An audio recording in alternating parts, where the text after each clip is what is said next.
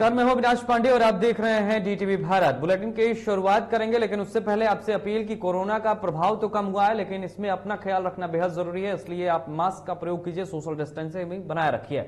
अब बात बिहार में कोरोना के अपडेट की लेकर कर लेते हैं। दरअसल बिहार में कोरोना का संक्रमण का जो प्रभाव है वो दिन प्रतिदिन कम होते जा रहा है। स्वास्थ्य विभाग ने बताया है कि शुक्रवार को राज्य में 991 नए कोरोना के पॉजिटिव मरीज मिले हैं। वहीं पटना की बात कर लें, यहां से 143 नए संक्रमितों की पहचान हुई है। स्वास्थ्य विभाग ने बताया कि राज्य के 13 जिले ऐसे हैं जहां से 10 से कम नए संक्रमितों की पहचान हुई है।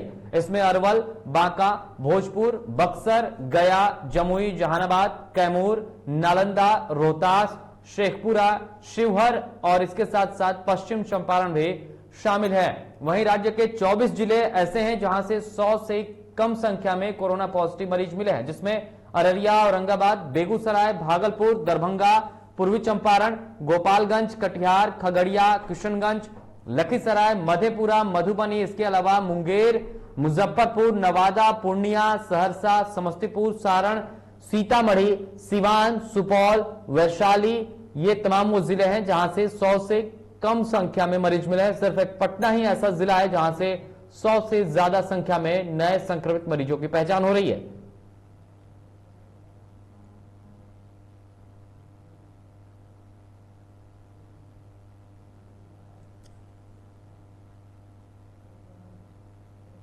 और इस खबर पर अधिक जानकारी के साथ हमारे संपादक राजेश हमारे साथ न्यूज रूम से लाइव जुड़ रहे हैं। राजेश, स्थितियां ये हैं कि अब बेहद कम और 1000 के नीचे बिहार में कोरोना का जो नए मरीज मिलते हैं वो हुए हैं। 991 मरीजों की पहचान पिछले 24 घंटे में सिर्फ हुई है। नहीं, बिल्कुल ये काफी अच्छी खबर है और लगातार आप कह सकते हैं कि धीरे धीरे ही सही, लेकिन कोरोना की जो रफ्तार है वो कम होती जा रही है और 1000 से अब नीचे है। और वैसे स्थिति में कई ऐसे जिले हैं जहां पर कि 100 से भी नीचे हैं और ये एक अच्छी खबर है और ये तय बता रहा है कि कहीं ना कहीं हम लोगों ने भी एक कह सकते हैं सजगता दिखाई है और सरकार ने जो प्रयास किया है उस प्रयास का असर भी दिखने लगा है। लेकिन सबसे जरूरी बात यह है कि अब ये प्रयास जो हम सबका है कि कोरोना पर विजय प्राप्त करना है और इसकी रफ्तार पर लगाम लगाना है, वो लगातार जारी रखने की जरूरत है। इस पर जरा भी कोताही नहीं करने की जरूरत है और जरा भी हमें लापरवाह होने की जरूरत नहीं है। अगर हम थोड़ा भी लापरवाह होते हैं तो मुश्किल बढ़ जाएगी और एक बार फिर हम कोरोना की चपेट में आ जाएंगे। वैसे स्थिति में लगातार सरकार जो प्रयास कर रही है और आम लोगों की जो सहभागिता उसी का नतीजा है कि कोरोना की रफ्तार में ब्रेक लगता हुआ नजर आ रहा है। और साथ ही साथ इस बीच में एक जो बड़ी चुनौती यह है कि आगे आने वाले दिनों में जो हम लोग को अगर सामना करना पड़े तीसरे लहर की, तो उसकी तैयारी भी हमें करनी होगी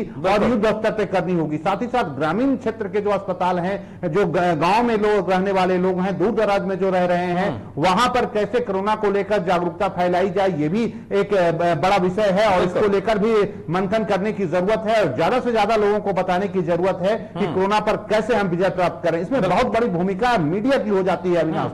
मीडिया की एक बहुत बड़ी भूमिका है। लोगों को बताने की जरूरत है कि कोरोना कितना घातक है, कैसे हमें बचना है, कैसे आप सोशल डिस्टेंसिंग का पालन करके मास्क लगाकर, सैनिटाइजर या साबुन से हाथ धोकर आप कोरोना पर विजय प्राप्त कर सकते हैं। थोड़ी सी दूरी रखकर कोरोना पर विजय प्राप्त कर सकते हैं, भीड़ भाड़ वाले इलाके में नहीं। तो ये एक मीडिया की एक बड़ी जवाबदेही आ जाती है। सिर्फ ये नहीं कह सकते कि सरकार की एक जवाबदेही है, सरकार के साथ साथ हम सबकी एक बड़ी जवाबदेही है, ताकि हम कोरोना जैसे एक महासंकट, अदृश्य दुश्मन जिसको आप कह सकते हैं, उस पर विजय प्राप्त कर लें। और बिहार इस मामले पे धीरे धीरे ही सही अब आगे बढ़ रहा है, तो ये कहीं ना कहीं बिहार वासियों के लिए एक सुखद समाचार है अविनाश। बिल्कुल, जिस तरीके से स्थितियां हैं और उसको राजेश, हालांकि वो तमाम जिले 13 ऐसे जिले हैं जहां से 10 से कम संख्या में मरीज मिले हैं, तो ये 13 जिले में और सजगता लाने की जरूरत है क्या इन 13 जिलों में अब कुछ ऐसा करने की जरूरत है क्या कि अब आंकड़े यहां से बढ़े नहीं बल्कि और घटे? नहीं, बिल्कुल ये 13 जिले को तो सजग रहने की जरूरत है ही, लेकिन इसके अलावा जो अन्य जिले हैं, जो अन्य ब्लॉक, अनुमंडल और गांव हैं या शहर हैं, उन्हें एक सीख लेने की जरूरत है कि आखिर इन लोगों ने क्या किया। सरकार को इसमें थोड़ी सी ये चीज भी बताने की जरूरत है, रिसर्च करने की जरूरत है और रिसर्च यथाशीघ्र करके एक पब्लिकली करने की जरूरत है कि ये जो 13 जिले हैं या 10 जिले या फलना ऐसा गांव है जहां पर आज की तारीख में पहले बहुत कोरोना था और आज की तारीख में बहुत कम गया या न के बराबर है या खत्म है, वहां एक भी कोरोना के पेशेंट नहीं है, तो वहां पर आखिर उन लोगों ने क्या कुछ किया, कैसे उन लोगों ने कोरोना पर विजय प्राप्त की, इस रिसर्च को भी पब्लिकली बाहर लाने की जरूरत है, ताकि जो अन्य जिले हैं हैं, जो अन्य कस्बा है, वो इसको फॉलो करें और उस पर आगे कदम बढ़ाएं, ताकि वहां से भी जो है रिपोर्ट पॉजिटिव आए हम लोगों के लिए। और पॉजिटिव रिपोर्ट का कहने का मतलब मेरा ये नहीं है, आज की तारीख में पॉजिटिव कहने का मतलब है कि सकारात्मक रिजल्ट आए।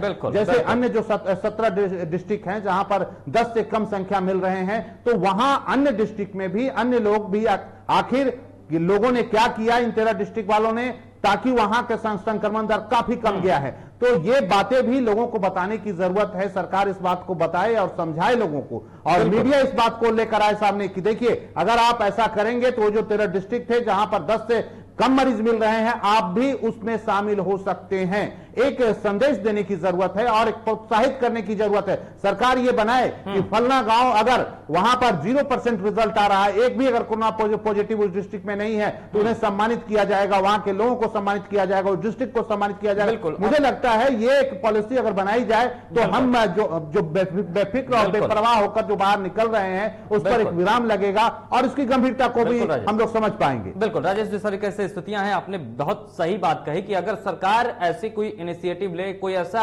विकल्प लाए, कोई लोगों में इस तरीके से संदेश दिया जाए कि अगर इस तरीके से बेहतर करेंगे तो आपको प्रोत्साहित भी किया जाएगा और वहां से कोरोना का जो खतरा है वो खत्म भी होगा। बहरहाल आप बने रहे राजेश, जरा ब्लैक फंगस के बारे में भी बातचीत कर लेते हैं, पहले खबर बताते हैं, उसके बाद फिर आपसे जुड़ेंगे। दरअसल पटना सहित पूरे राज्य में अब ब्लैक फंगस के जो आंकड़े हैं वो तेजी से बढ़ने लगे हैं।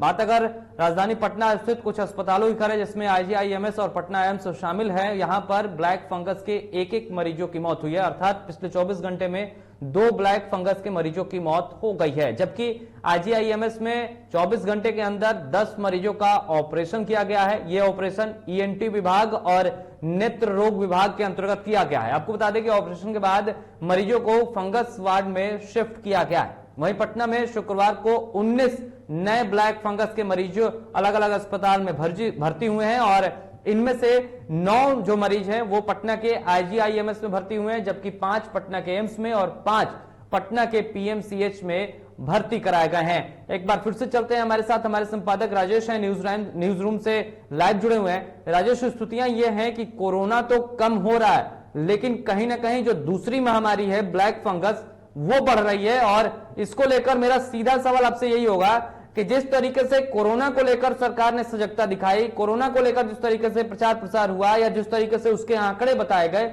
अभी तक ब्लैक फंगस को लेकर वैसा कुछ नहीं नजर आ रहा।